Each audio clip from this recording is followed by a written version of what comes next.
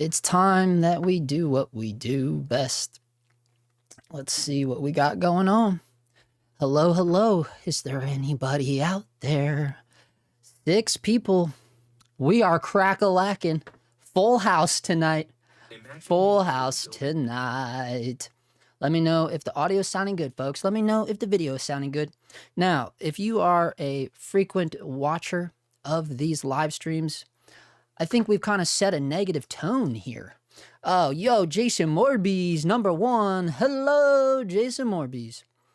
So the tone, I guess, that's been set here, audio is pro. Thank you, brother. Thank you. I guess some people might think like all he does on these live streams is talk shit.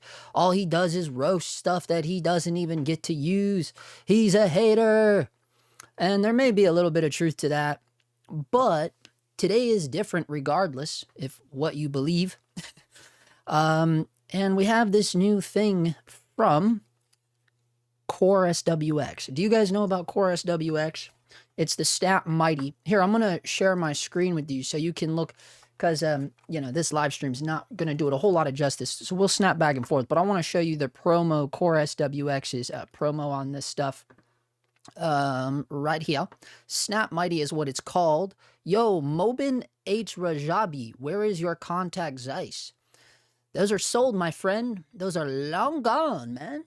Let's see. I think I sold those, I think I sold those around the time that I got the Komodo, so that would have been 2020. Those are gone, baby, gone. Anyways, back to the Snap Mighty here. This is an interesting thing that is, it's like, I don't know, it's like a nano V-mount, but it's not a V-mount. It's not a gold mount. It's just literally a power supply. It is a non-mount. It is a Snap Mighty mount, if you will. So let me show you how this works, because they do come in bigger sizes. The mini size here, the one that's $1.39, I wish.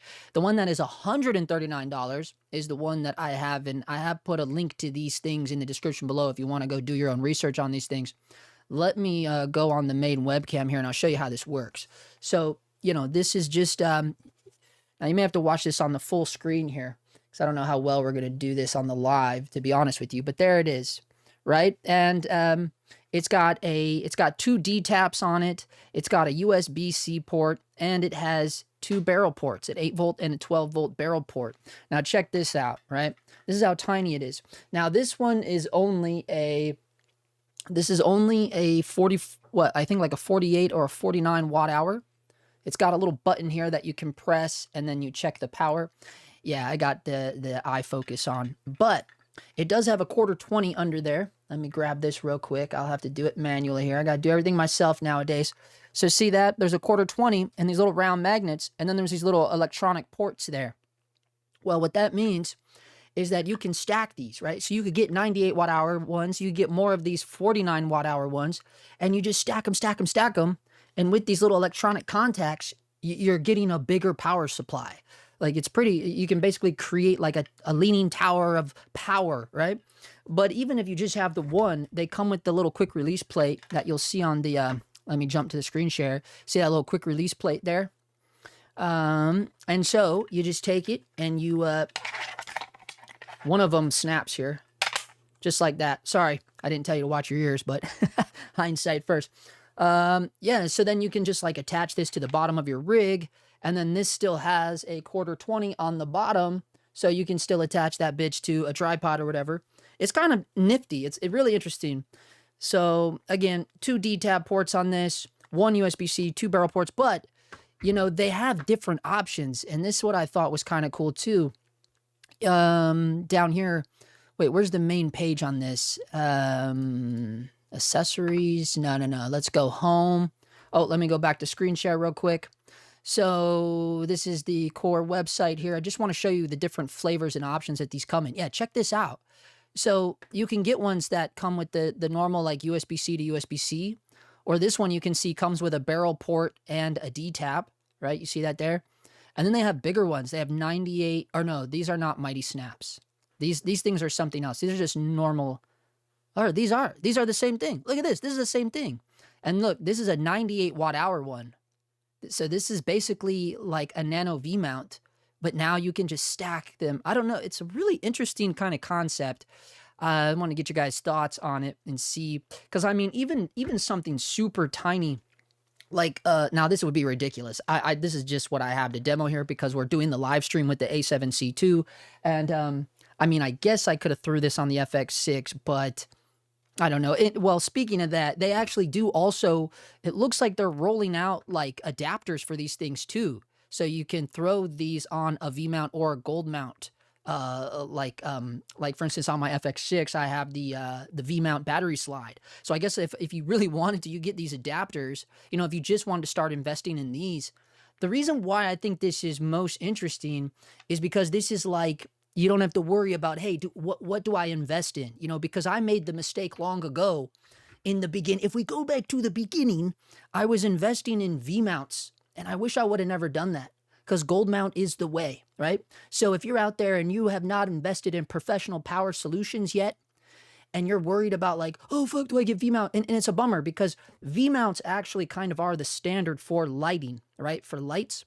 Whereas gold mount is kind of like the unspoken standard for camera, right? So you kind of have to invest in both. And you're talking a lot of money, especially if you got to buy rapid chargers, which you do need rapid charging on set, right? So these little mighty snap things, I mean, the fact that they come in larger, like 98 watt hour, but even if they don't have to, it doesn't matter because they stack. You can make them, you can make your battery as large amount of watt hour running power or not. You know, and that's what's kind of rad, and not have to worry about what you want to invest in. And even if you are working with a lot of whatever, you can just get one of these adapters for 59 bucks and have it for maybe just get one for each gold mount and V mount. I don't know. I think this is a really interesting thing. What I love about it is, I mean, I know this is only, oh, they're 45. I guess the Edge is the one that's 49. So this little one that I have is just the normal Snap Mighty. It's this first one here for 139 bucks. Again, if you want to check this out, the link is down below. But I just think it's interesting just as a travel option because this is like so super, and it's super light. Like it's way, so for instance, this, let me go back to main webcam here. This one right here, this is also a Core SWX Nano. This is like one of their first nanos that rolled out with the Komodo, right? This is the same company, right? But this is just a 98 watt hour, and this is way heavier than this little Snap Mighty. Now, again, I know it's like half the power, right? This is only 45 watt hours versus 98 watt hour, but still, it's a lot. It's a different feel to it, and I just think, I mean, even if you didn't need to run your camera, which you could, right? Because think like you're probably just going to use this on little mirrorless bodies. You know, I mean, for instance, if I wanted to be ridiculous and hook this up to my little RX100 Mark 7, or even what's rad is this could be in my bag because it is so tiny, and yet it has D-taps and the barrel ports and USB-C, and I could just run a cable directly to the camera and just have this. You could even put this in your back pocket. You know, look how slim that is. I don't know. I thought they were really interesting, and Core are, you know, they didn't ask me to do a review or nothing. They just wanted to show it to me. So I do think it's interesting. I think it's an interesting product. I will say that. And so there we go. What do you guys think about that? What do you, I mean, because the reality, because I really kick myself in the ass for investing in V-mount batteries. I really do, man. Because gold, like I said, gold mount is the unspoken standard in the camera department. It really is. And then when all you got is V-mounts, then it kind of sucks, you know, because it's like, well, but then I don't want to sell them and start over because I still need the V-mounts for lights, right? I very rarely have I seen lights with a gold mount adapter. The only ones I have is the Cream Source. In fact, my Cream Source Micro does have a gold mount adapter on it. Anyways, Jason says, I use Core micros for my Komodo X. I have 2 of the 150s. Yeah, Core's a very reputable company as well. You know, there's something to be said about that. You know, they're a little bit more kind of known, or more, maybe I should, maybe the polite way of saying it is Core SWX is more widely accepted in the quote unquote professional world versus something like, I don't know, Andy Cine or I don't know, so, you know, pick your random generic one. So yeah, it's good quality too. Jason says, these intrigue me for sure. Does the back battery drain last? Because that would be awesome for hot swapping. Does the back battery drain last? Well, I mean, you can still, in terms of hot swapping, like you can still just use one of these adapters, you know, and yeah, like, you know, with me, like I have the wooden camera battery slide for V mounts on my FX6. And I always keep, the reason why I've always gone with, man, and I just saw on a Facebook group the other day too, like someone else, I've seen multiple times now in the Sony FX6 Facebook group where guys are frying their cameras or some part of their camera or their monitor because of the Tilta battery plate. And I know it's already said that I don't really care for Tilta because, you know, I think their quality control sucks. I think they're kind of bullshit in terms of customer support too, in my experience, right? I don't have any problem saying that shit. So that I've noticed, okay, look, I'm not going to talk trash about them just because of the things I just said about them. I'm talking trash about them because of the reality of what I've seen users reporting on a user Facebook group that anytime they've used the Tilta battery plate with their Sony FX6, there's been multiple times where I've seen people have problems where, you know, it needs to be sent in for repair, meaning the camera, right? Whereas the wooden camera battery slide, I never had issues with that. Why? Well, there's two reasons why, right? Do we have to, I think it warrants talking about it again since we're on the topic. So let me just show you real quick, right? So we'll go back to full screen because I love to hit people over the head with this, but it's mainly because I just saw this, I just saw another post this week about it, and that's what's bringing all this up. You know, obviously, you know, you know, I have high emotions about it. Damn, this did turn into a roast anyways, but here we go. So there is there's two beauties of this, right? The first one is right down here on the side. Right now, I know we're not lit for a video, but there is a little fuse protection right there. The little bulb will pop up, and this plate will trip before anything else trips or gets power surge, right? And that's when you get into trouble. So this is a safety net, and it was like this for the one I had on the Komodo too. And if you guys know anything about it, you can't use, they're not universal, right? So it's because of how they mount to the camera. So the one for the Komodo is very specific for the Komodo. So I sold that with the Komodo, and then I had to get one specifically for the FX6, but that's why. The fuse protection is amazing. But another reason why, because both of them, also on the Komodo, as you can see in there, I still have an onboard battery, the actual battery that came with this camera. And you could do the same with the Komodo. You know, you could leave one BP battery on the back. And that allows for the hot swapping. I mean, you could do that with these Snap Mighty cores as well if you get one of these adapters. I don't know. You might have to explain a little bit better to me, Jason, what exactly you mean by the battery, the back battery drain last. Unless you're just saying like when it gets down to the last dot. And that I don't know. I haven't pulled it all the way down to 0 yet. Yo, Marky Linhart in the house. Hey, Justin, just went down the Helios 44M rabbit hole. So far, so good. Yeah, you know, everyone's got to start with the Helios lenses. I've said that before, and it is true. You know, it's very true. I feel like everyone starts with those Helios Russian lenses. And I for one, I don't understand I mean, it's cool. Well, look, people like what you like. And I understand why people like them, right? I get it. It's not like I'm a hater for the sake of being a hater. But I just think that, I don't know, it's a certain look that's definitely unique. And yeah, if you're into it, hell yeah, get on it. Get down the rabbit hole. Stuart Monroe's in the house. What's up, player? I just got the Neewer V-mount battery. Ooh, Neewer. You see, that's one of those companies where I was talking when I talked about, you know, when I talked about brands that aren't necessarily widely accepted in the quote-unquote professional camera industry. I would call Neewer one of those companies. And it seems to work fine. What do you guys think about using dummy batteries with a V-mount setup? And look, this ties into my earlier rant.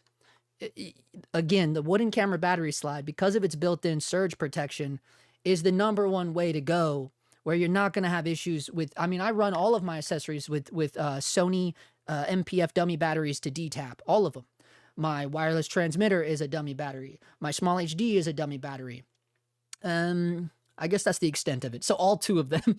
And I've never had issues with blowing stuff. And I know that people say to avoid that. But another thing is because the type of dummy battery to DTAP that I use is very, it's not exactly a cheapo one. I think I've shown it before, but it's one that has built-in, it's got a built-in like voltage reader on it. Sorry, let's just go to Amazon here. Let's use our brains. Hold on 1 minute. Let me see if I can pull it up real quick. Let me see. Sony MPF D to DTAP. Something like this. Now see, because there's so many, right? There are so many. It's like if you just go for the top one, I never do that, first of all, right? Never go for the top one, that whatever they give you, because the ones that are at the top, you know, those brands are paying to have it at the top, right? So anytime you see this where it says sponsored, that means that's not actually at the top because people are liking it and buying it a lot. It's at the top because Small Rig have paid for this to be at the top when you search it, right? That's literally why it has to say sponsored. So you got to get past all that bullshit and you got to get down and, the ones that I have are really like, I mean, they're also would fall in the category of why do you buy this shit? But the difference is it has a voltage meter on it, right? It is regulated to some extent, to where all these other ones, you know, they don't have any way of proving to me that they're actually regulating the power, right? So, I mean, however, you know, it's a little bit more expensive. It's like $60, I think. I don't know. They may all be sold out at this point too. It's been a long time since I bought them because, you know, I just buy a couple of them and that's all I really need. And it's a really off-name brand. Like I honestly can't even tell you what it's called. Ooh, it doesn't even look like they have them anymore. I definitely bought them on Amazon, but maybe B&H has them too. Let's see what. Oh yeah, did you guys see this too? The 100mm f2.8 macro G Master lens. Man, that would be a killer for scanning film, though. That might replace my my CLA to Leica R 60mm macro 1:1. I've been scanning film with a lens from the 60s, dude. I guess this one would do a little better, eh? Okay, let's see. I wanted to have that real authentic feel, you know what I mean? Let's see, Sony MPF to dummy battery. Let me see if I can find it on B&H. Yo, Jason says, I hear you. I don't regret my V-mount batteries only because I shoot red and they use the smaller micros anyway. I did buy a gold mount Aperture 600D though. I want the rest of my batteries to be gold. Yeah, dude, you definitely want your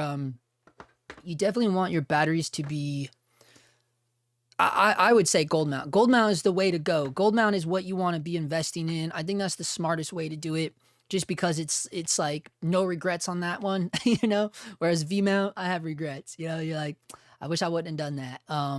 Because again, it's just like, I don't want to start all over, you know? Because I have so many of them. I have so many in all different sizes. It's just like, I can't start over now, dude.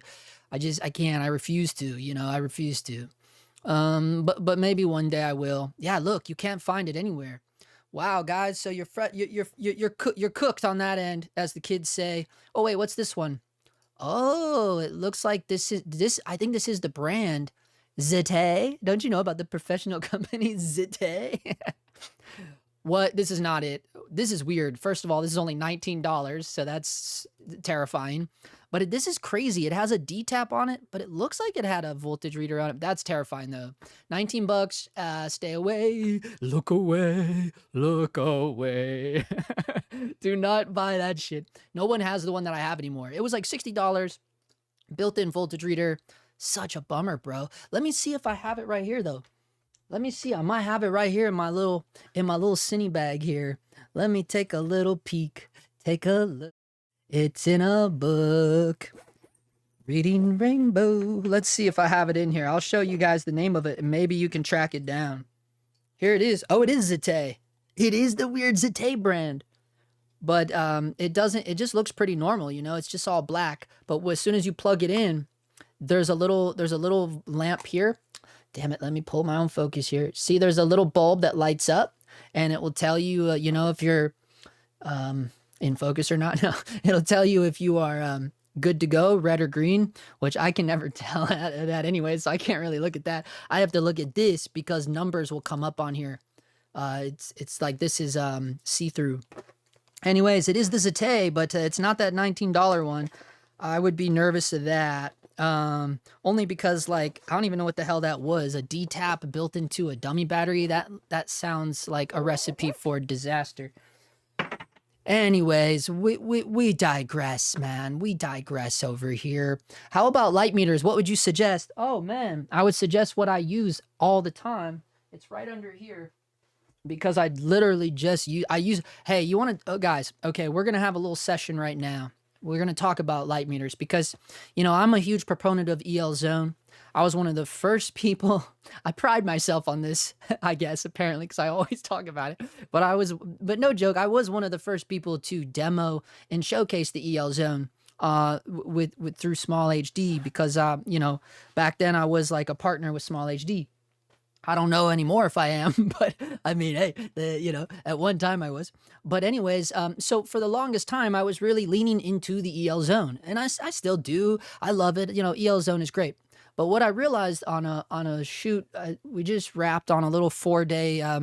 We were shooting a little sketch comedy show, right? Super ultra low budge, but it was a multicam little thing here in or out in Santa Monica is where we were filming, and so I didn't use EL Zone at all. And the reason why is because I didn't want to bring my small HD. I wanted to be super nimble. I didn't really, I only had I had an AC, but that was it, right? It was like, I didn't really have anyone else. Like I had to do my own lighting and everything, it was super old school, it was super ultra low budge. So I just didn't want to deal with having a bunch of gack, right? I just wanted my camera basically like my camera was like this. This is all it was. It was like a battery and then like the lens. Because I shot it on Sony lenses too, because, I'm all by myself. So I'm just trying to make my life as easy as possible, so leaning into autofocus, it don't matter, And so no small HD. And I was a little nervous about that because I'm always nervous when I don't get to bring my small HD for multiple reasons, right? Much bigger, beautiful screen, better to see outside. It's got all the wonderful scopes but also EL Zone, right? So we come back to that. But the problem is, forcing myself to not use that, I had to go back to the meter, right? And this is what I've used for a very long time. Now, I don't know. Look, Sekonic to me, I don't know why, but Sekonic is I think the best light meters, but they're not cheap, right? They're not cheap. This one definitely is not cheap. It's the Speedmaster L858DU. The reason why this one is not cheap is because it is a color screen. But here's another thing too. A lot of guys hate this one. Like a lot of professionals hate this meter because it is all touchscreen. And also because it's colored. I don't know if you can tell, but it's a colored little screen. It's a little OLED. It burns through batteries, right? So a lot of people hate it for that because there's a model prior to this that is more popular amongst professionals that it's not a colored touchscreen. It's just like a normal it looks like a Casio watch, right? Like that. It doesn't look like a watch, but the screen of it is like old school style. It's not like touchscreen and colored and stuff. That's the model that is more widely sought after, believe it or not. Therefore, it's even harder to find, but also because Sekonic doesn't even make it anymore. Whereas this one, I think this one still runs like $600. Anyways, I'm only saying all that shit because someone asked me what meter I suggest. So this is what I use. I've had this meter for I don't know how many years now, right? You guys can go back to the channel when I bought this. It's been a while, and that's all I've ever used, this one. There was one in the beginning that I started out with, which is like the little baby brother of this. But that one kind of sucks because it doesn't have a built-in spot meter, where this one has both. You have your incident meter and your spot meter. Anyways, I was forced to use this again because otherwise all I had to lean on was the waveform and the scopes of the FX6, which is fine. I don't mind leaning into that for documentary run and gun. But like for this little sketch show we were doing, obviously I was like I said earlier, I was doing my own lighting, right? So I'm setting up all my own lights, and I just need a way to quickly see the variance, right? Like see what the key light is, see what the fill light is. That's all I really care about. Because I don't really have to take spot readings because the camera is a spot meter. Your camera is already a spot meter, right? You really only need to do the spot reading if you're looking at a very particular spot that may be really far away in your scene, right? Then maybe I lean on the spot meter, but usually your camera is the best spot meter, honestly, because that's another thing. There is no light meter that is going to be calibrated to your camera. They're just not. You have to calibrate the meter to your camera. And even then it's more of just like a mental note that you give yourself, right? Because you can't really it's not like you connect the meter to the camera and now it's magically calibrating. It's not really how it works. You kind of got to do a test. And you see okay, where is this? Because every camera is different. Every camera's internal meter is different. This A7C2, has a different way of metering than this FX6. They just do. They all do. Every camera has its own variance in terms of where it places middle gray because of that specific camera's internal spot meter. This is how the reality of things work, right? So, and so this is where I always get into discrepancies and arguments online and everywhere else, is because people just think that like that there is one base exposure that, like, you know, for instance, like if I take a reading in here right now, like, okay, this is my face and I'm getting a 2.8, right? Oh, sorry. With the specific settings of what I have dialed in right here, I'm getting a 2.8. But all that means is that this is telling me, okay, middle gray with this specific setting of lighting, I'm sorry, with this setup of lighting and with the specific camera settings I've dialed in, I'm technically 2.8 middle gray in terms of this meter. But that doesn't mean like, okay, that's what I need to set my camera to. No, because that's just fucking middle gray. And this was my whole argument that I got into with about when I did the big video on the penguin. Man, I had so many trolls and haters coming after me about the video I did on the penguin. I don't know if you guys saw that one. It blew up though. It got a lot of views, so good thing for that. But you know, it was like crazy to me, the amount of people that thought I was out of my mind for saying that they're, you know, that they were literally underexposing on the day by like a stop or two. And people were like, no, no, no, that's bullshit. Nobody's underexposing. It's like, yeah, they are, motherfucker. Like, nobody is exposing at middle gray. Because if you are, that's boring as shit. I'm sorry, but it is. Nobody in the professional world is matching the meter to the camera. They're just not doing that. That's just, unless you're doing something that's just flat and that's what you need, right? No one's actually doing that, because this isn't telling you what you need for your skin tones or even what your specific project is, right? This is just telling you what middle gray is, right? Anyways, I know that was a sideball tangent there.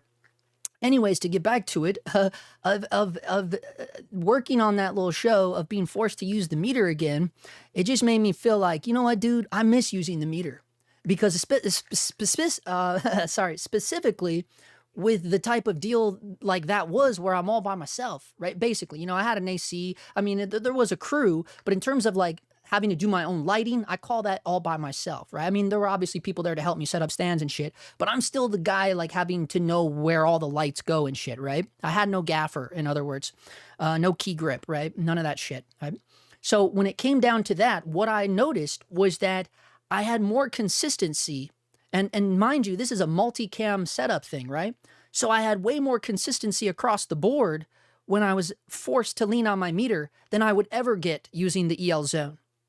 Because the EL zone is great and wonderful, but when you're just looking at it, if you're relying only on the EL zone or false color or whatever you're using, even waveform, if you're only relying on those internal camera scopes for matching consistency of scene to scene, I don't think that's a very good way of doing it personally.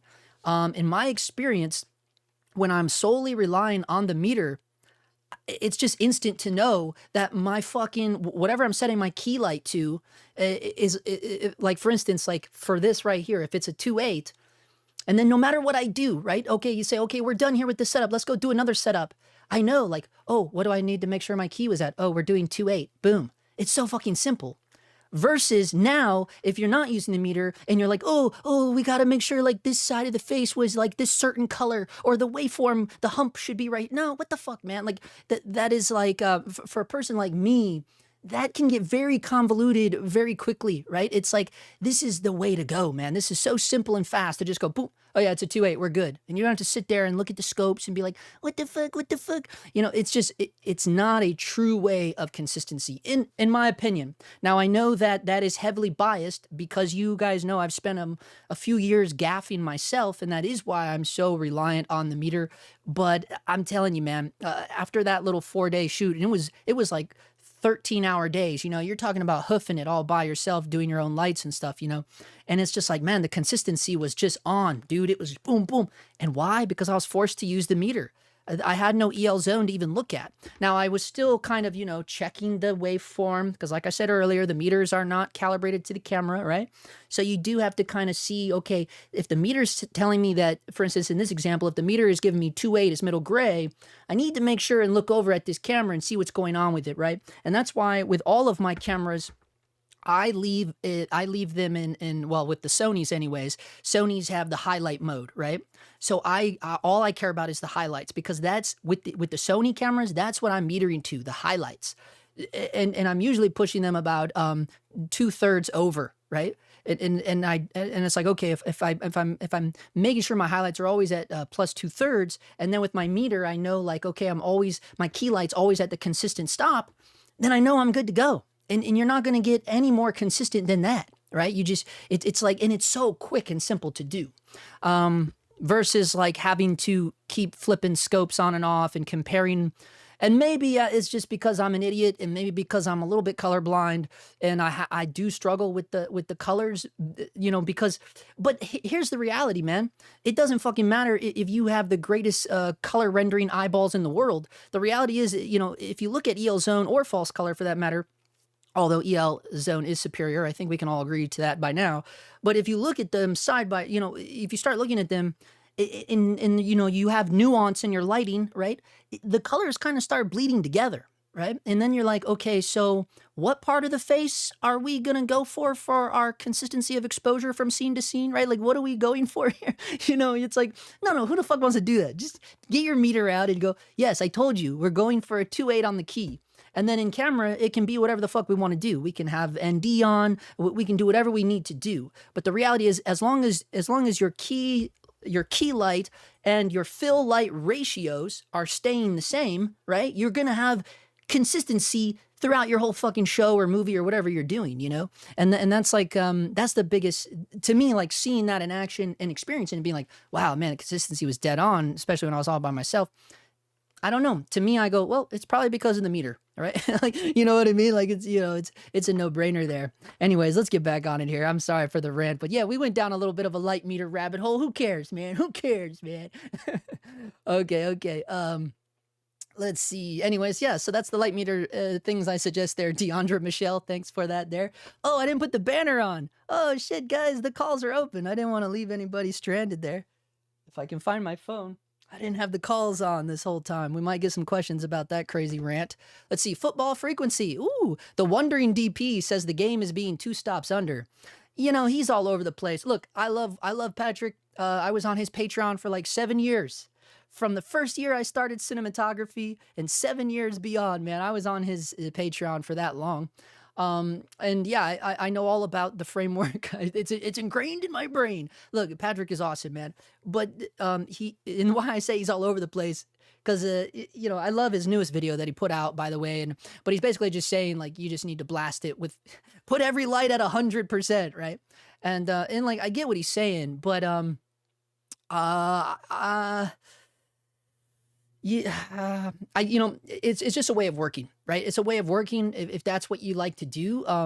Now, one thing that I do agree with him on is, like, yeah, I always have ND in the camera. I don't care if I'm indoors, outdoors, daylight, nighttime. I always have ND in the camera, and having a tool like the FX6 makes that super, super easy. Now that I'm banging it on everything, it makes it super easy because it's internal ND, right? I don't have to, it's a no-brainer, right? I just flip it on, and it's a variable internal. So it's one of the reasons why I love the FX6 so much. But yeah, I mean, I always have ND on the camera. And so that is one way where I get, like, yeah, just blast everything at a hundo. And now you're saying that, I guess his new game is being 2 stops under. And look, you got to remember, the guy shoots on the Alexa Mini LF, or at least he used to. That was the camera that I saw, and then he was like testing out the Pixis for those guys or whatever. But he's primarily an Arri guy, right? He's an Arri Alexa guy, and so you got to keep that in mind too, right?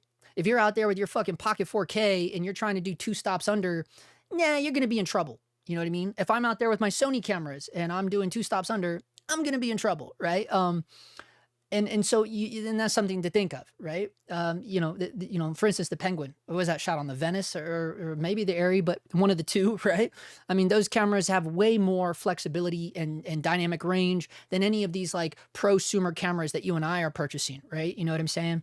So, but here's the thing too. It all also boils down to whatever project you're doing, right? The Penguin was that look. That was the look of the show. The consistent look of the Penguin is a stop under easily. right? And people call me crazy for saying that you think they underexpose one stop on the day. You're an idiot, Justin Phillip. And it's like, I'm an idiot. What the fuck do you think dynamic range is, guys? Like, you know, like, do you think no one is taking advantage of that?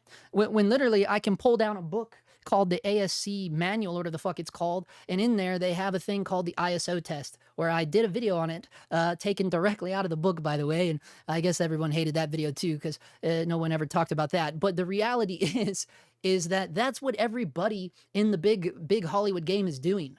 They are specifically either really underrating the camera or they're overrating it, right?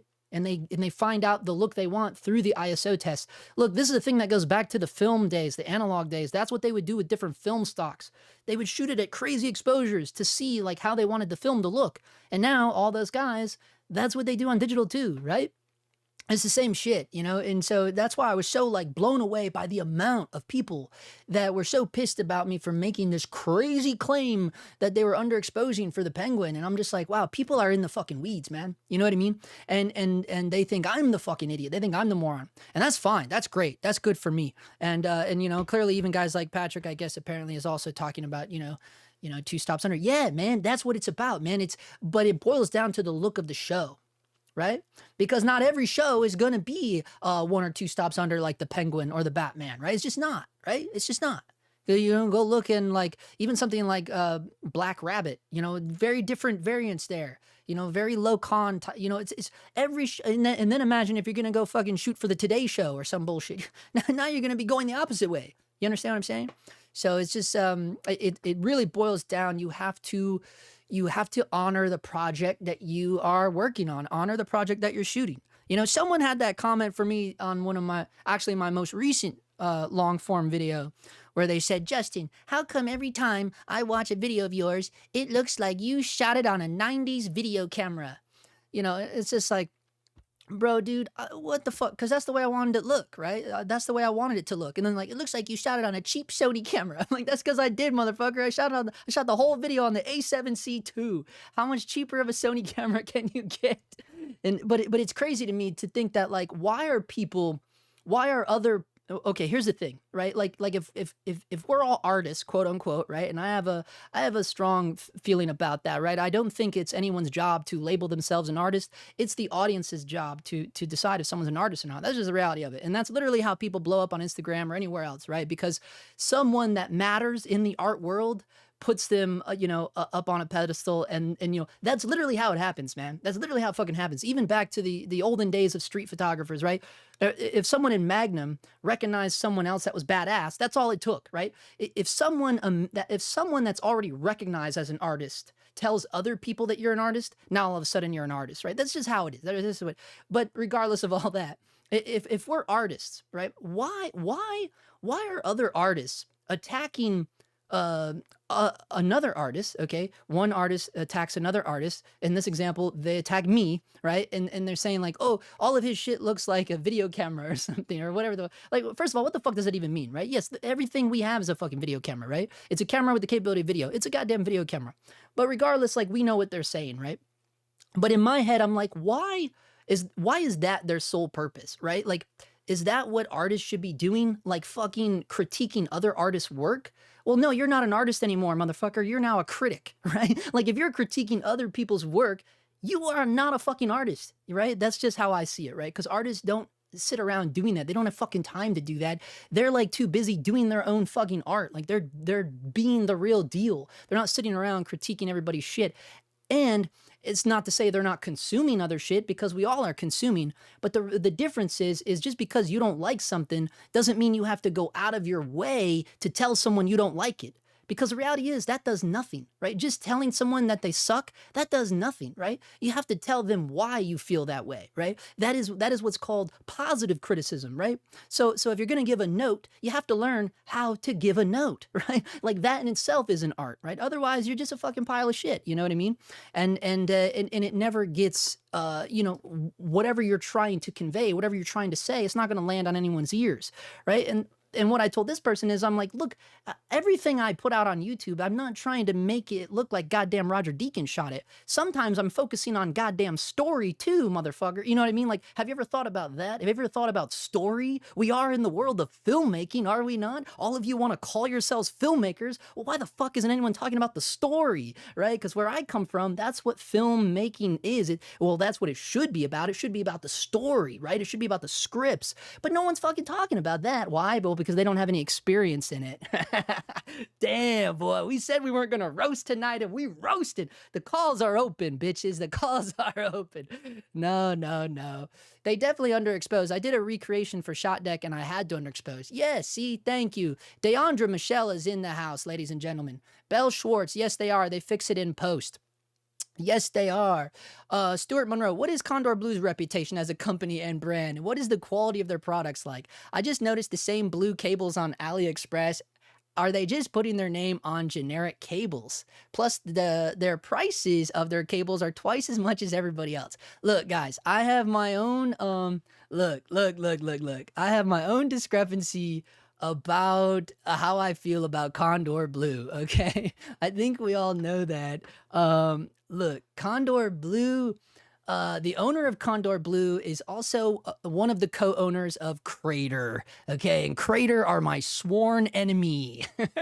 And if you don't know that by now, you can go watch a video that I put out a few months back called The Death of the Honest Review. And it has Mondo's face on the front of it. And it says, what is Crater? And you will know why I don't like Crater. And that is why I don't like Condor Blue. Because those people, they're just not my type of people, man, you know? So, and look, we all know I've done plenty of hit pieces on companies that I don't jive with. And, you know, and hey, I'm sorry, but I do judge companies the same way I judge human beings. Why? Because those companies are run by human beings. So imagine that, right? But yeah, man, Condor Blue is one of those companies that because of who's behind it, and I know all the people that are in those pockets, nah, you know, even though I know Gerald's a good dude, you know, but he's where he's about the end of it. He's the beginning and end of it for me. And I just say his name because I think he has some products through Condor Blue, right? But at the end of the day, there are people behind that company that is, they're not dog timers, bro. And if you're not a dog timer, well, you and I will never get along, sad to say. Alberto Mendoza, excuse me. Even though I like films and shows underexposing, sometimes they go OD where you can't see a thing. For example, GOT Battle of Winterfell. Yeah, like sometimes they go too dark. Is that what you're saying? Yeah, sometimes they do. Sometimes they go ultra, ultra dark. And I know, you know, it's hard, man. Like, because I just think of like when they're going that dark, like how do we know that they went that dark? Do you know what I mean? Because the problem is unless you're watching it in a theater, and even then you can't, and now I know you said Game of Thrones, and that obviously probably was not in a theater, but I'm just saying examples here, like even when you're doing it for theater and DCPs and that, it's almost so hard to make sure your contrast levels will be 100% the way they were in, you know, over at Company 3 or whatever, or even in like your little library, wherever you're doing your color grade at, right? It's so hard to get consistency of contrast levels from viewing source to viewing source. It's really hard to do that. And that's one of the things that I've always battled with just having like, you know, YouTube videos and used to have Vimeo videos and all of that. And it's so hard to keep that contrast consistency. And for the longest time, it was a battle of just making the export, right? Because when you make the export, you can lose a lot of contrast too. And, you know, plenty of people have done breakdowns on that, on how to like kind of figure that out, because, you know, there's different compressions on YouTube. And then you take that same video and you upload it to Vimeo. And now the contrast levels are way different on Vimeo versus YouTube, right? There's all that different bullshit. And it kind of actually all boils down to, you know, the timeline color space versus what you're exporting in and all of that.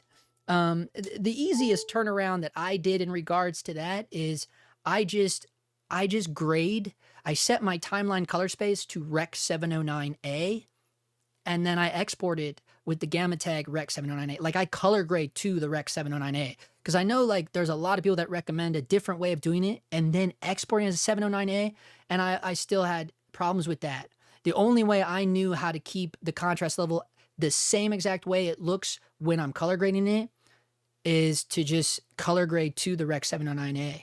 Like that's the only way I know how to do it.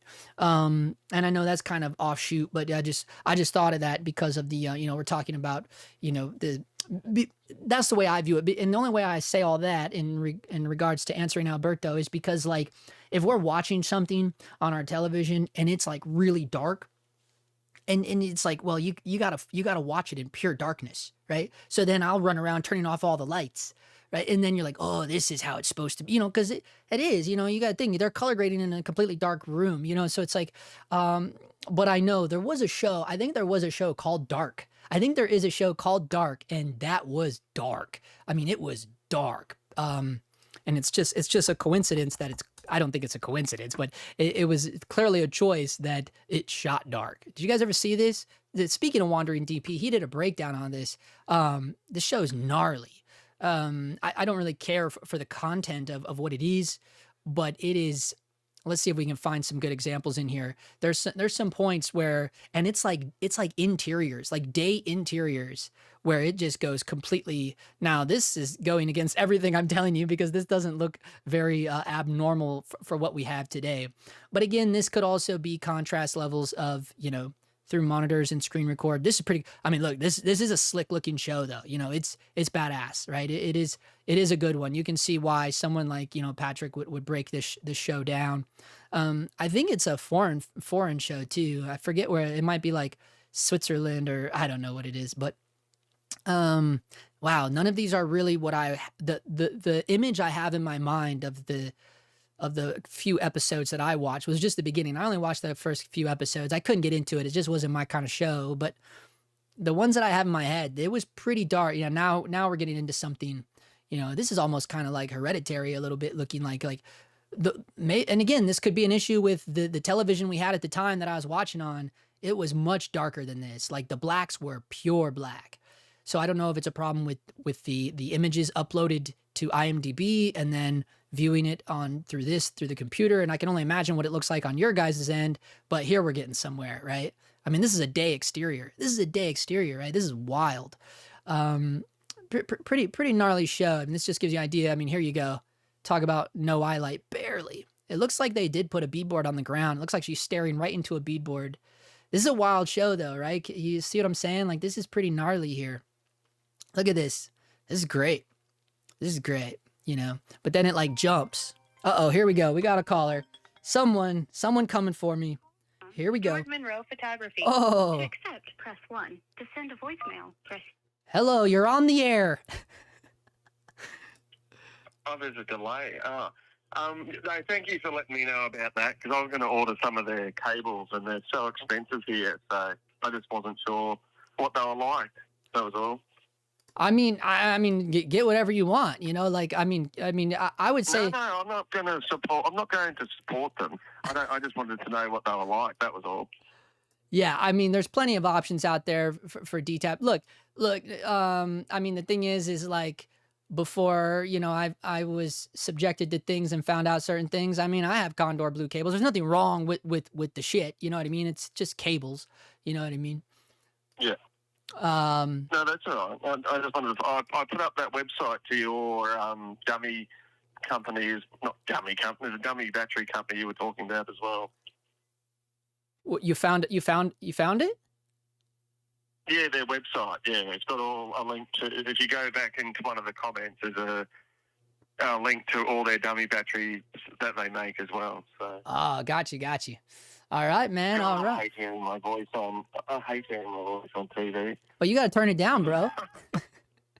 Oh, no, I did turn it down. I can just hear it in the background. It's so boring. But yeah, that Dark TV show is really good as well. Oh, you've seen this? My friend worked on it. Oh, really? What'd they do? He was just a shit kicker, but he works on every time they do like a Marvel movie over here, he's just a runner or whatever it's called, you know, and stuff like that. But he travels around the world doing that sort of stuff. So he's just a guy I went to film school with. Oh, hell yeah. Yeah, it looks great. They shot this in Australia, or he had to fly out for this? No. That's over in Europe. Yeah. Yeah, that's what I thought. I'm not 100%. I think it's German. Okay. Because, yeah. and apparently they're making an American version of it too, because you guys can't come up with original ideas anymore. Wow, yeah, we're all using Sora over here, man. You know, we're making our own Family Guy episodes, so I don't know what your guys' problem is. They're making what's it called, Spaceballs 2 in Australia here at the moment. Oh, I thought they already put the trailer out for that. Or no, the second one. Now they're already working on the second one? Yeah. Oh, wow, dude. Yeah, man. So, I mean, how have you been going? I haven't seen you do a meltdown for a while. Huh? Yeah, no meltdowns. I guess it's just normal behavior here for the stream. No meltdown. No. All right. Well, I'll let you get back to it, and yeah, I just wanted to ask, because I'm building up a new cage and stuff. Not a cage, but to put my V-mount battery, and I've got one of those quick release. I don't know. It goes underneath, and the V-mount goes on the back of it, because I didn't want to buy a 3D printed back, one of those cine back things. Oh yeah, the cine bag. Those are easy to make, though. You can make your own. Yeah, exactly. Yeah, dude. No. All right, I'll let you get back to it, and I'll talk to you very soon, okay? All right, Stuart. Thanks for calling in, brother. See you, mate. Bye. Later. There you go. Stuart Monroe all the way from Australia. Guys, we got to back up. Did you see that? I was just kind of shuffling through these so you guys had something to look at. Look at this, though. This is a fucking painting of a shot. Do you see this? Do you see how good this is? This is killer, man. This is an amazing frame, dude. Are you guys looking at this? All right, let's get caught up here while you guys revel in that. Even though, let's just say Premiere Pro and Mac OS exports is inconsistent with contrast. That's another good point too. If you're using Premiere on Mac, I use Resolve. I abandoned Premiere a long time ago. Glad to catch this about Tilt that had one coming tomorrow. Ooh, damn, some dude. Yeah, dude. Yeah, too many. I mean, specifically with the FX6, but I think in general, like that's why I never had one on the Komodo.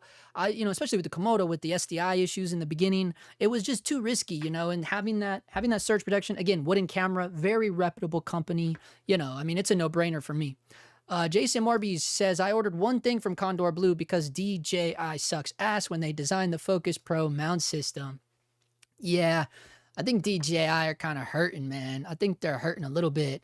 Okay, well, I gotta see who shot this dark show, dude. This looks that frame is just gorgeous, dude. Let's see, and we're gonna come back to that here in a minute. But I gotta see who shot the pilot on this. Yeah, this is on Netflix, by the way. If you want to check this show out, it looks like it ran from 2017 to 2020. It's on the older side. Nikolaus Summerer. Dude, this guy is no joke, dude. Let's see what he did. He did Who Am I? This is what he's known for. Color Book, The Siege of Jadoville, and yeah, Dark. Damn, bro, he's no joke. Where's he at? Denmark. This is a Denmark show. Okay, then. Yeah, he's represented by Iconic. Iconic Talent Agency. Look, if you guys got the goods, man, there are a lot of good image makers that I have noticed are with Iconic. I want to go back to that frame real quick, dude. We got to kind of analyze this a little bit, bro. Let me find it now. Where the hell did it go? I thought this one was really good too, though. This is like another angle of it. This is wild to me, dude. They got the old ass bus. They got like a very faint wet down. You know what I mean? They got these towers back here. Now these towers, that might be VFX. It might have just been trees.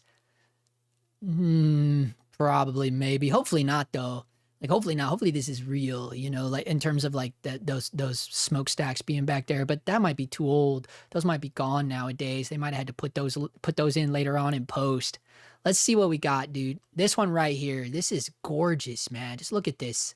The layers, right? That's always what I look at. I like, it's like, I feel like that's what makes the really good images stand out from the boring ones, is like, how many layers do they have in it? And you can just count, right? Like this little bush is really not even on the same layer that this tree is. So this is almost like 1, 2, then the girl is, well, then you got the ground, right? So it goes bush, tree, ground, girl, boy, fence. There's poles behind that fence. There's the trees. Then there's the motherfucking smokestacks. So that's 1, 2, 3, 4, 5, 6, 7, 8, 9. 9 layers. Oh my God, Nicholas Summerhouse, or what was his name? I forgot his name already. See, this is why I can't. I'm the worst with names, though. I'm the epitome of an American white dude. Let me go back and see, dude.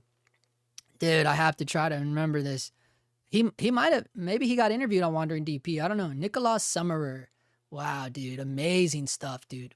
Amazing stuff. Yeah, not too exciting of a live stream tonight, but you know, I think all the hubbub is gone with the newest, latest, and greatest. Except these little guys. These little guys are very interesting, you know. Kind of a interesting new way to power your stuff. Core might be like, holy shit, he's going on tirades on this, talking about our stuff.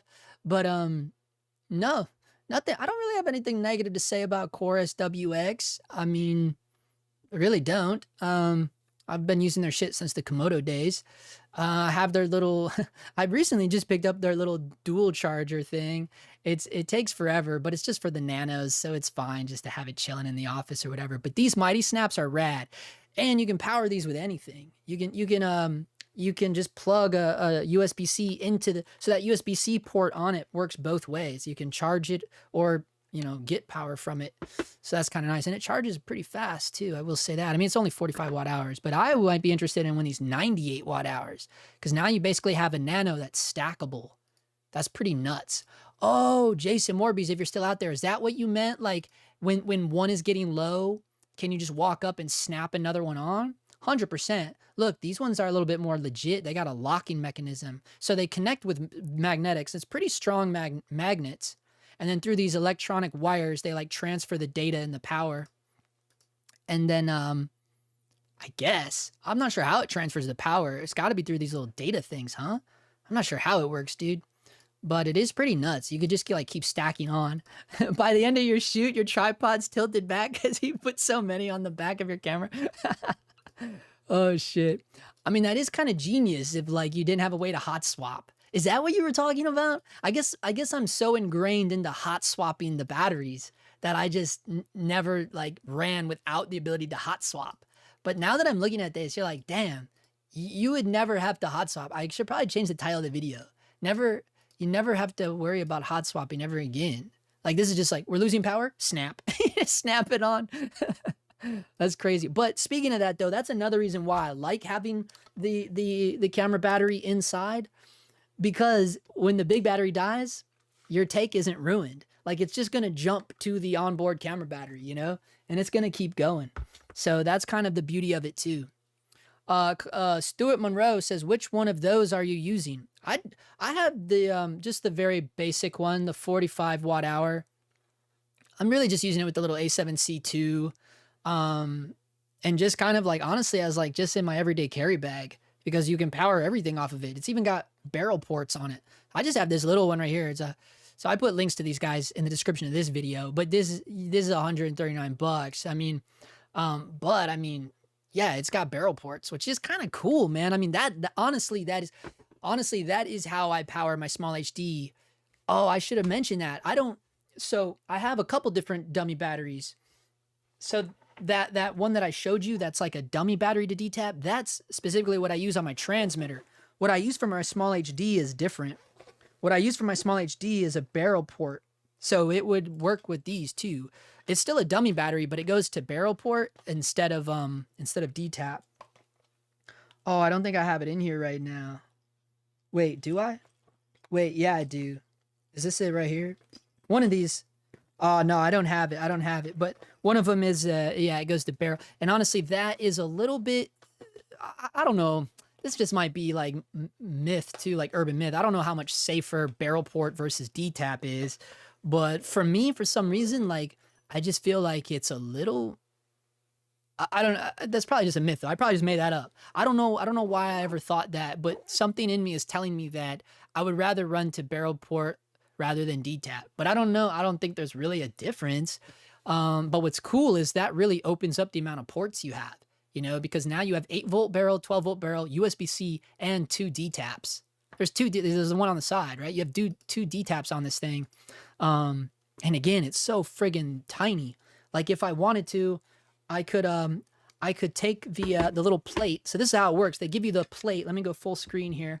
I know it's dark in here, but we can go full screen 1 minute here. See, they give you this magnetic. It's got the magnets on it, and that's the quarter 20.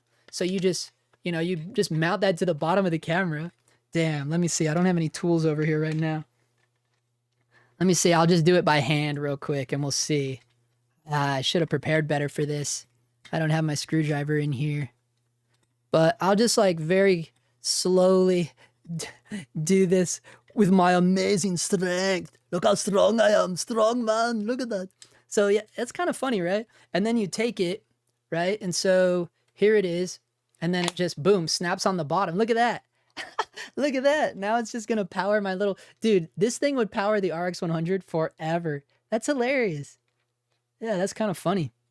But, I don't know. I wouldn't do that. That's a little crazy, right? It kind of feels more like a DSLR now, though. But no, I wouldn't do that with this camera. But I was just showing you what you could do with, like, this would make more sense on like my A7C II, right?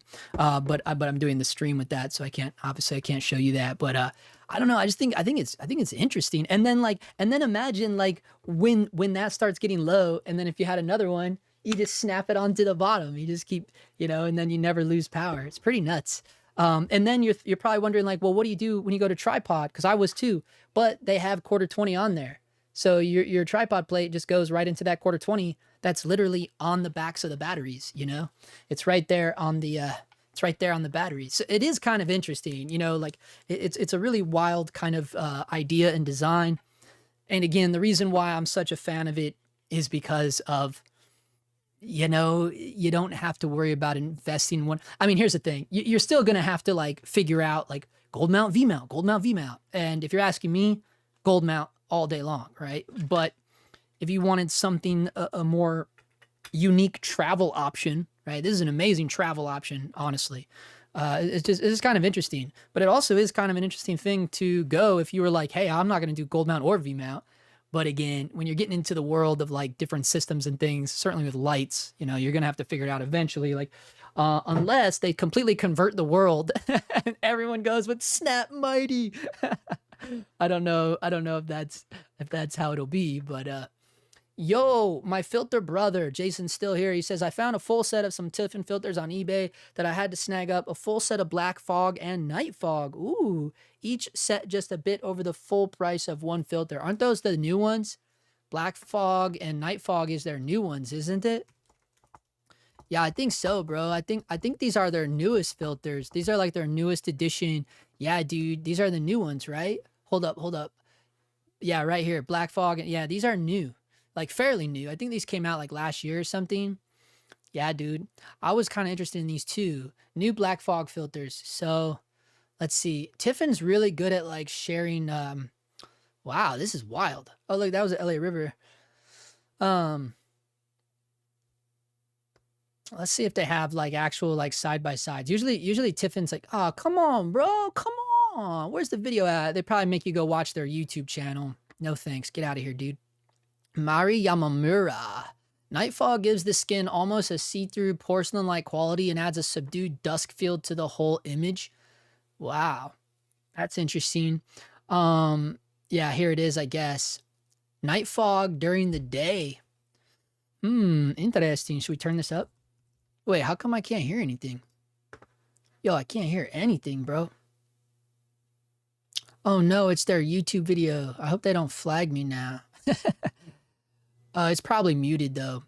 Yeah, dude. I mean, look, what's the price on them? Because these things probably run like 600. Probably like $300 a piece. Probably $300 a piece, I would imagine. Jeremy Lou, hello. Ranger 7. I saw these 2 years ago at NEB. It's a very cool system. B mount lives. Oh yeah, the B mount was another one they're trying to take over. Oh, you're saying you saw the Snap Mighty 2 years ago? These just came out.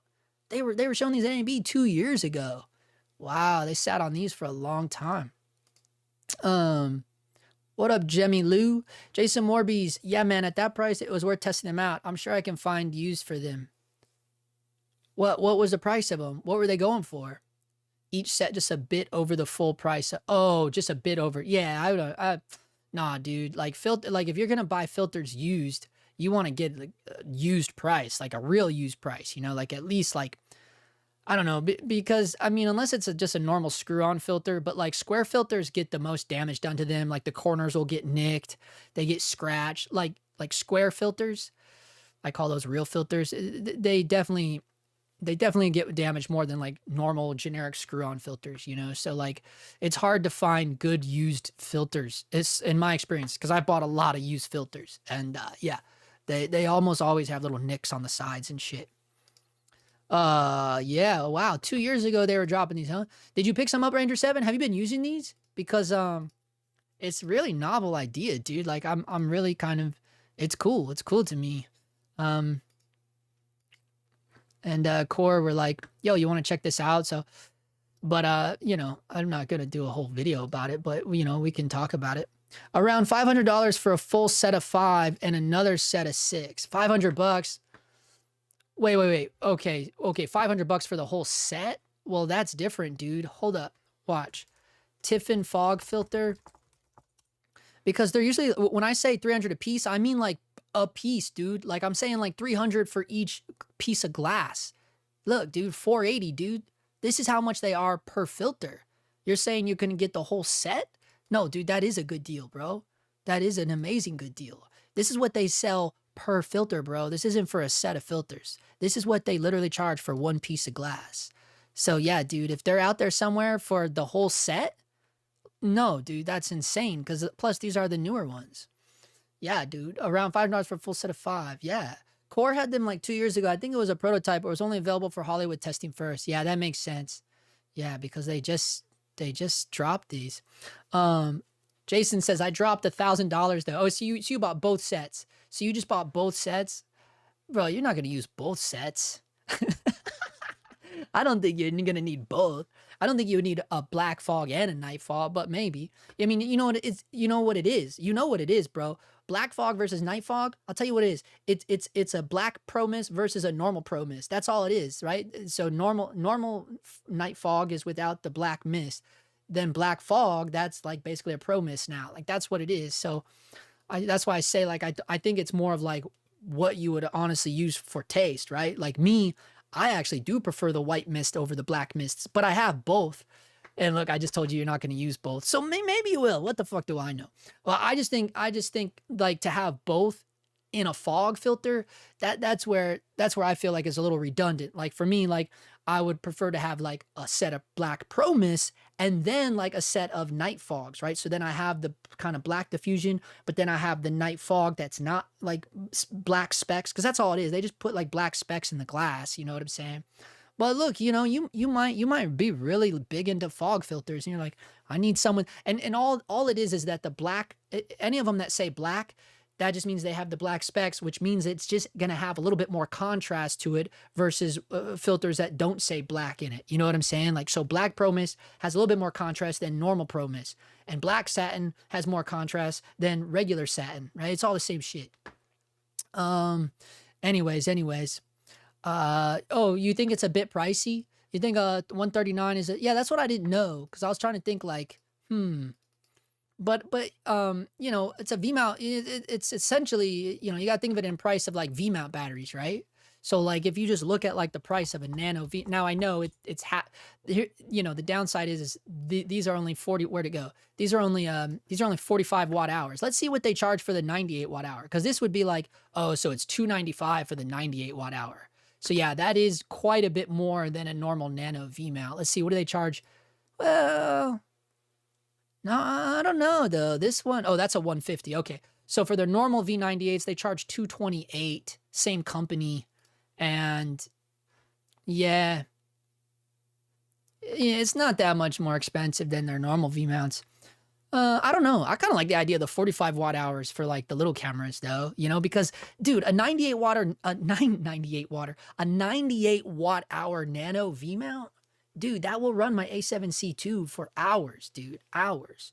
So you don't even always need the full 98 watt. I mean, I don't know, maybe you do. I mean, yeah, it's always better to take more. What the fuck am I talking about? But yeah, I mean, in regards to like this specific company's V mount prices, it's not really priced that much different, honestly. It's really not. Like, look, 259 versus 228. So, but in general, Core SWX is going to have a higher price tag because, again, they're a little bit more known, widely accepted, more reputable company within the quote unquote professional industry, right? So, they're a company that can kind of like, drive up those prices a little bit. You know what I'm saying? He said, I just tried out Core's new Nanos that you can customize with your own logo on its screen. Is that what these are? Show us the picture of your logo, bro. Is that what you did? Are these the ones? It's like a digital logo. What do you do with the app? You can like upload a picture and then it comes through on the app, or how do you do it? Or is it just like old school and it just looks like a calculator like this and you just write DOGTIMES or Ranger 7 Studios? Oh, this is version 2. What do you mean? I think what you're looking at is Core's version 2. Oh, so their new ones are probably like on their actual website. Let's just go home. I think I know what you're talking about. I think I saw them on here somewhere. These ones, customizable, the XLs. Yeah, that's where you customize it right there. And then what? How does it work? Can you just, is it one-time deal or can you upload it to the app? Oh, I see. Whoa, this is gnarly.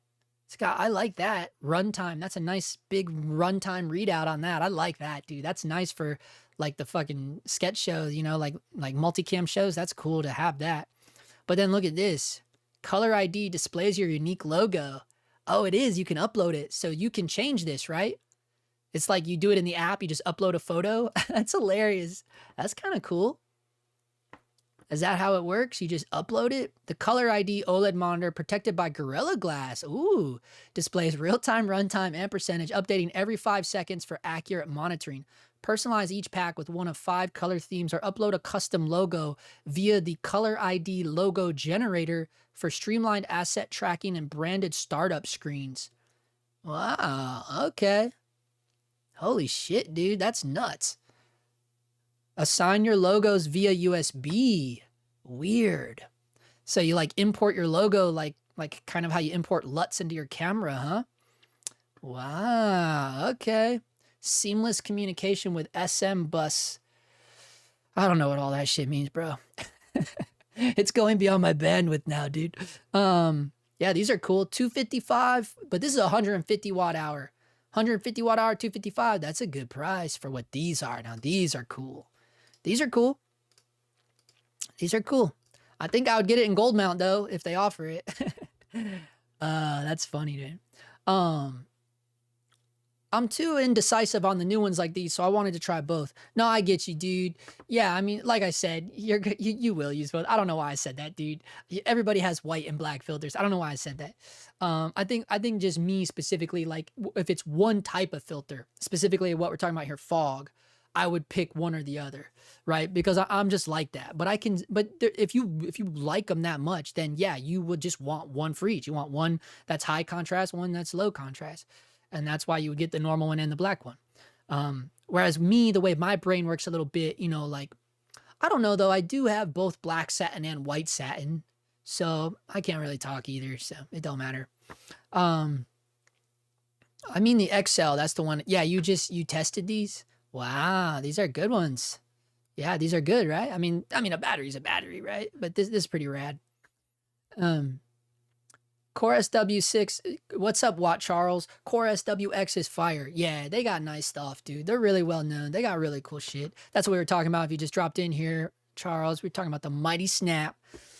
I've been trying this one out. They're pretty cool. They're very, very cool, man. They're stackable. They're very, very lightweight, very travel friendly, very nice. You have to use a flash drive to add your logo. Wait, he's talking about these things now. These things right here. Yeah, that's what I was saying, USB. It's a bit convoluted to do. I wish it connected to the app, but no, you have to use a flash drive. Yeah, that is weird. That is weird. They need a better app developer. They got to do it through the app, man. Then you know what? I'd put my face on it like Steve-O. It'd just be my face. Like if you could just upload whatever. With the phone. You get funny with the phone. So far, Ranger 7 says, so far I'm loving my XL. I might buy a few more. Damn, bro. He big ballin'. Get us all one, dude. Shit. I think it's 160 for a 99. Really? 99 watt hour? Right here? 179. Yep. Yeah, it's a good deal for what it is. Looks like a cool little battery. They are all nice people, them Core peeps. Yeah, they really are. They, I That's what I was saying at the top of the video. They sent me this, but just like no strings attached. They were like, I don't care if you do a video on it or not. And I got it earlier this week, and you know, there's no real new shit to shit on right now. So I was like, well, I just do the live stream. We'll start this way, and then we went down some crazy rabbit holes as we do here. Yeah. How does that pertain to the 12G SDI issue? What, these things? Well, this isn't going to be a problem. I mean, specifically if you're talking about, yeah, so I kind of talked about this earlier, but how I always avoid those issues by using something with fuse protection like this wooden camera battery plate here. It's got built-in fuse protector. That's what I've always done with Sony and Red. And, but you know, something like this Snap Mighty is a little different because, where'd it go? It's because it's like, it's not connected directly into your camera. Like there's no way to, I mean, unless you use one of these adapter plates, like look here, like they definitely have it on an adapter plate. Like, look, like if we look at this image, this is an FX6. That is an FX6 right there. They clearly have an adapter plate. And then they have these Snap Mighty stacked using like either a V mount or it looks like a gold mount. It looks like they're using a gold mount adapter. I mean, look, you're going to have to follow the same protocol, you know, like you're going to have to be careful with the 12G SDI if you're doing it like this, right? Because this is connected directly into the camera at this point, right? So I don't know if they're using it. I don't know how Core's battery plate works. I'm talking about the actual plate here, the gold mount plate. Like, I don't know if it works how Tilted does, where you can't have an internal battery at the same time. I don't know if it has surge protection. I mean, hopefully it does. It's Core, right? Like, but like, I don't know all the, I mean, we can try to find the plate and see like what it does, but it is going to boil down to the tools you're using, right? But either way, like even though I have always used wooden camera with the built-in fuse protector, I still follow protocol because I'm not an idiot, you know what I mean? Like I'm not calling you guys idiots, but I'm just saying, like, I just, you know, I'd rather be safe than sorry, you know. Just because this thing has built-in fuse protection, I'm not going to run around not following proper 12G SDI protocol, you know what I mean? I've always done it the right way, and well, knocking on wood, no issues yet. You heard me. But so, you know, but the thing I was thinking about how these specifically wouldn't be an issue is if you were just using them, you know, for instance, you know, well, depending on the camera, you could run directly into the barrel port here, 12 volt, 8 volt, kind of avoid SDI, avoid dummy batteries any way you can. I don't know. Yeah, I don't know. But also there's USB-C on here. So I think the biggest issue from what I've read online, you know, looking at people's issues when they would blow out the Komodo back in the day, or now when people are blowing out their Sony FX6 with the tilted plates, it seems to always be the issue of something being powered via dummy battery. But again, a lot of those dummy battery adapters are not regulated either, right? So it's like every little piece of thing is, you know, it's like I've always said, you know, if you're going to cheap out on something, you know, it's like, fuck, dude, like think about what you're risking, you know, like for instance, if you're using dummy batteries and then the dummy batteries that you're using, they aren't regulated, then you're like, well, I don't know why the fuck my fucking thing blew up. You know, it's like, well, you know, it's like you're skimping out on one thing to gamble with something that's way more expensive, right? I mean, hell, even your monitor will be more expensive than the cable, you know? So you just gotta, I mean, it's a shitty pillow. It's a shitty pillow. It's a shitty pillow to lay your head on. Hey, there's one that works. But it's a shitty pill to swallow as well. When it's like, fuck, dude, I gotta spend all this money on like the littlest, dumbest shit. But it's just something you have to do. You know, it's like, well, I'd rather have a regulated cable than a blown up camera or monitor. You know what I'm saying? I mean, I don't know. I think it's all the same shit. I think you're always going to have to follow proper protocol, and always, you know, always just, you know, think about what you're investing in, you know, how's that saying go? You guys know the saying, you know, you buy smart, you buy last, or however it is, you know, like in the beginning, I wasn't like, in the beginning, I was buying all types of cheap shit, dude. And I paid for it, man. I paid for it in dividends. And that's the rant I had a few live streams ago or whenever it was. And I was saying like, that's why I don't really mess around with the mirrorless cameras anymore. I mean, I use the A7C2, but this thing is my Swiss Army knife, this A7C2. I use it all the time as my B cam for the FX6. I just use it as my B cam this Friday night. shooting a live show. I always use DA7. So it's a B cam. I scan my film with it because I have a macro lens. So it's my film scanner. It's also my live streaming camera for this bullshit. It's also pretty much my main YouTube camera because I'm not gonna lug this thing out and build this thing out every time I do a friggin' YouTube video. You know what I mean? So like it's my Swiss Army knife. You know, it's small, compact. It can also be used for street photography. It's an everyday carry camera. It's everything. You know, so look, I get it. I get the obsession with the mirrorless cameras, but the rant is that for professional work, for ACAM professional work, hell no. Like I don't want to be bothered with the mirrorless bodies anymore because it's a pain in my ass. It's a pain in my ass to figure out like, okay, I got to put a big ass lens on this little tiny camera. And then I got to fucking, figure out how I'm going to get filters on this because I'm not going to sit here and be, unscrewing filters every time I swap a lens, right? Because that's fucking bullshit. You know what I mean? So then you got to figure out how you're going to get a matte box where the matte box is bigger than the whole camera. It's just like, Jesus Christ, so, but look, I still have one, right? We all still lean on these mirrorless bodies because yeah, they're like a Swiss Army knife, but it's not my only tool. You know what I'm saying? It's just not. It's not the ACAM. And I think with the tools that are available nowadays, and this is where the rant came from. I know we're running around in circles here, but the idea of the rant came from this idea that like, look, dude, the price of like an FX3 isn't that far away from whatever Canon's new cool little cinema camera is. You know what I mean? So when looking at those and seeing what the tool offers, I think like, and this is how it ties into the cables. This is how my brain works. So just so you're like, what the fuck? What is he talking about now? I'm just trying to draw a Venn diagram here. So you know how my brain just mushes all this bullshit together because now we're circling back around to the cable thing about like, you want to buy a cheap cable or you want to buy an expensive cable? Well, it kind of boils down to like a cinema camera. You want to buy a cheap cinema camera or you want to buy one that's a little bit more, but it's going to just have more features and tools that are useful to you. Right. And that's kind of the same thing as like, you want to buy a cheap ass cable that may blow up your shit, or you want to spend a little more and have like a good regulated cable that you're not gambling with. It's kind of all the same shit, right? It's just how technology stuff works in general. And that's just how all of our camera shit works too, so that's why it's just like, fuck, you just got to bite the bullet and get the shit that's a little bit more reputable, get the shit that's a little bit more expensive, and try to stay away from like this Alvin's cables stuff. Look, we've all owned Alvin's cables. No shade against Alvin's cables. No shade against Condor Blue, although like, I'm just not a fan of the people that are behind it, but like, it's just like at the end of the day, it's just like, it's all just cable shit. You know what I mean? But the reality is like, there are companies out there and you know who they are that are more reputable than others. There just is.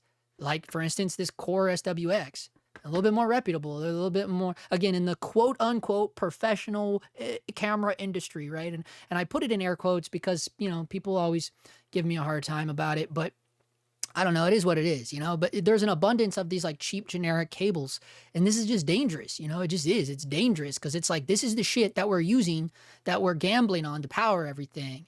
And look, again, I know I talk shade on Condor Blue, but at least the quality of their stuff. Look, I own a few of their things, right? The quality of their stuff is good, right? I'm not saying that the product sucks, right? I'm just saying the people suck. So there is a difference there, right? So, and if you're only on Amazon, I guess you kind of, Small Rig. Look, I think Small Rig is a decent gamble as well, only because they really try to go above and beyond with look, and we got a voltage readout on this bad boy. Here we go. Look at this, right? So, but also like Small Rig goes above and beyond to like reach out. Like they have a real community. They listen to their users. They listen to their buyers. They develop their camera cart directly around what everybody put input on their Facebook page about. Like they have a camera cart. I don't know if it's already out or not, but they have a camera cart. And while they were designing it, everyone was able to chip in. Like they even sent out a fucking mass. Some of you probably even got it. They like emailed everyone in the fucking world a fucking like survey where you could like input what you wanted on your dream camera cart, right? I mean, that's what they did. It was kind of cool, and yeah, it's this fucking thing right here. And so that's what I mean. Like, so a company like that, I dig that, even though maybe in the beginning they were kind of pushed into that same like shitty category of like generic companies, but they just kind of kept trudging through, and they kept proving to their buyers, you know, their consumers, they kept proving to them like, no, we care, you know, like we care about what you guys, your input is. I mean, they used to have the whole Dream Rig program. I don't know if they still do that, but like they've always done cool shit for their community, you know, so can't go wrong with Small Rig either, you know, so they're still available on Amazon. But again, you go over to B&H. And look, that's not to say B&H doesn't have cheap, crazy shit either, because they do too. Also, guys, okay, we're going to end on this because, man, some crazy shit happened to me with B&H. So this will be the last fucking thing I shit on. And look, they did me dirty, bro. B&H did me dirty. So you have to be careful on their app. When you order with their app, and specifically if you are ordering through the B&H app with an iPhone, okay, listen up here. This is serious shit, okay? If you're ordering through the B&H app using an iPhone, and you have your Apple, you know, your wallet linked to your apps, you know what I'm saying? Like if you're on, all iPhone users know what I'm talking about right now. So when you get to check out, the little thing highlights, Siri fucking reads all your shit, so she knows what's going on. You double click the sidebar button here, and then it jumps over to your wallet, right? So this is what happened. It jumps over to my wallet, and I'm typing in everything, and I noticed that the address was wrong. Right? Because all the B&H app does is it takes the information and it sends it to Apple Wallet or whatever, you know? So B&H had an old address. They sent that to the Apple Wallet app when I opened it. I changed the address to the correct shipping address in my Apple Wallet app. When it rebounded back to the B&H app, the B&H app reset it back to the old address, and they just sent it on through. And me being me, you know, I got fucking 5 different emails. I didn't see the tracking of where they were sending it. And lo and behold, they sent my entire package to an address that I don't live at anymore. And guess what? I never fucking got that package. I went to that address. Oh, no one answered the door. I contacted FedEx because I had a picture with the FedEx app, because FedEx still let me know. And that's how I realized. I didn't realize they sent it to the wrong place until I was like, you know, multiple days had gone by, and it was supposed to only take like 2 or 3 days. And I'm like, damn, that package still hasn't showed up. I opened up the FedEx app because I had the tracking number, and the picture that the FedEx guy took was at the old house we used to live at. And I was like, what the fuck? So FedEx didn't make them sign for it. So I reported it to FedEx, and then I reported to B&H, and everybody's pointing the finger at other people. But the problem is, what it boils down to is the B&H app.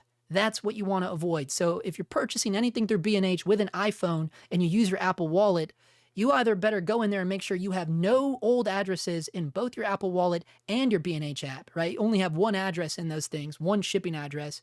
Otherwise, just don't order through the B&H app. And I never got my money back. I never got my stuff back. It just burned because no one wants to take ownership for what happened to it. I guess it's my fault because, you know, B&H just automatically put the wrong address back in when the information came back from the wallet app. It's fucked, dude. So I just don't use the B&H app anymore, not to purchase from anyways. Okay, so yeah, that's what I wanted to. That's my last rant for the night here. We'll get caught up on these comments and we'll call it in. What did it say? Okay, hold on. Wow, you guys are blowing it up here for a minute. Okay, they are all nice people, them core peeps, 100%. Okay, yeah. Wow, Charles says, I would put Core SWX a little under Blackmagic as far as good companies. Yeah, they're pretty good. They're pretty decent. I was on set with V Raptors, and the film school had told me a wacky way of protecting 12G that wasn't last in, first out. That's not cool, dude. That's not cool at all. You know, it's pretty simple to find that information online, right? I mean, Airy were the first ones years ago to have that information online about proper SDI protocol. So it's everywhere, right? So, you know, if your film school doesn't know the protocol for 12G SDI and they're using V Raptors, that's a dangerous game they're playing, you know? Fun one, I guess. Hey, when it's just government money, who cares? It's all donations, baby. Blow them up. He says it has surge protection, and yes, you can have a battery inside. Oh, you're talking about the cores? He says, I think it charges your internal while attached. From what I remember, unless you are using a dummy battery. Are you talking about the core battery plate? You talking about the core battery plate? Yeah, I saw a picture of it somewhere, and now I just don't know what happened to it. I don't know where it went. But they do make battery plates. But yeah, if Ranger 7 says that it's surge protected, I mean, I would hope so. It's core SWX, you know what I'm saying? And yes, it works of USB-C. Well, Charles, if you buy intending to upgrade, you'll have to upgrade. If you buy for finality, it's once and done. Yeah. And the hard part is like, yeah. I mean, look, the FX6 is fucking nearly 6 years old. But as I said before, I don't want to upgrade anymore. I don't give a fuck anymore, dude. I mean, you know, hence all the like roasting and shit. I just don't. I don't care anymore, dude. I don't care if people, you know, I'll keep making my shit look like it was shot on 90s camcorder for everyone. I don't give a fuck. Small rig mechanical tolerances are so bad. Yeah. Yeah, I know. There is still that, isn't there? It's like, and I know what you mean because I own plenty of small rig stuff. And yeah, usually it goes south. I will admit that. So yeah, you know, you got to use your due diligence everywhere. The cart is interesting to me though, and I would be interested to hear what people have to say about it. I don't know if I would drop 17 hundo on it. As you can see, they're still working on it, but I think it is cool that they're competing, you know, against companies like Innovative who would charge you like nearly $4,000 for a cart like this. You know what I mean? In some hobbies, you can get away with experimenting with lower price stuff, but in the camera world, I don't do it anymore. I did it in the beginning as well and regretted it. Paid twice, not once. Yep. Ranger7 says, I think the influencers Condor Blue might not be your cup of tea. The guys who run the company are cool. I can get a card at Home Depot for under $300 that folds up. You can get so he's saying, yeah, so Ranger7 is saying like the Condor Blue. Look, all I know is what I know from what I read online and who owns companies and shit. And from what I know is that one of the people at Condor Blue is one of the co-owners of Crater, or so that's what I was informed of. Maybe I was misinformed, but that's what I'm going off of because, you know, I contacted the Crater guys when you know, when someone says something and we don't need to get into it, right? We don't need to get into what happened, but there is a reason why I don't really care for the Crater guys. And just because you know, from what I was told, the Crater guys are also the Condor Blue guys. So that's where my brain went with that. So if I'm wrong about it, then I'm wrong, but someone would have to prove it to me because, you know, it is shown. I mean, it was stated in places where the same guy, I think his name is Jeremy or something like that. Like the same guy that's one of the owners of Condor Blue is also behind Crater. Yeah, you know, that's all on LinkedIn. You know, it's out there. You know, yo, he says he can get a card at Home Depot for under $300 that folds up. That's interesting. Let's see. You know what I really wish? I wish Harbor Freight would get off their ass and offer something like that. Because, you know, Harbor Freight would have that shit for like $60. But here's the...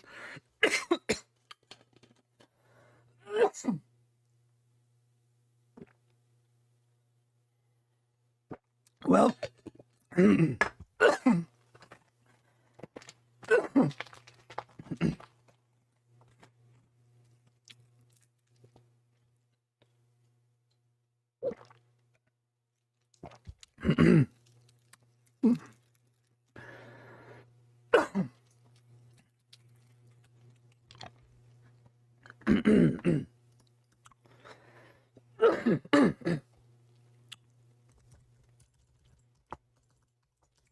I just lost my voice. I think the Crater guys are voodoo people. I just lost my fucking voice, dude. We're gonna call it Ranger7. You have to drop that link. That's the end, though. I'm done. I literally just lost my voice. It just went out. It just checked out. Yeah, it's gone. It's pretty much gone. Yeah, Ranger7. You have to drop that cart in the thing there. Yeah, dude, my voice is done. I ranted and raved too much tonight, and the gods are telling me, boy, you need to lay it down. Big boy purchases must go through a PC or at least an iPad. Yeah, I learned the hard way, Charles. I definitely learned the hard way. Ranger7 says, funny, Adorama just did him dirty, long story. Uh-oh. Podcast time for Ranger7. Jason Morby says, I don't order from Adorama anymore. Also, long story. God damn. That sucks. I still like B&H over. Oh, yeah.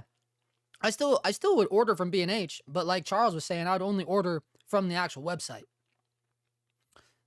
Sometimes you got to put the mint Oreo onto a fork to dunk it into the milk. Harbor Freight has some hidden gems. 100%. Yeah, dude. All right. All right, guys. We're out of here. My voice is out and shot. And thank you so much. Hit the like button on your way out so people find this. It was a weird one tonight. And we will see you in the next one. Goodbye.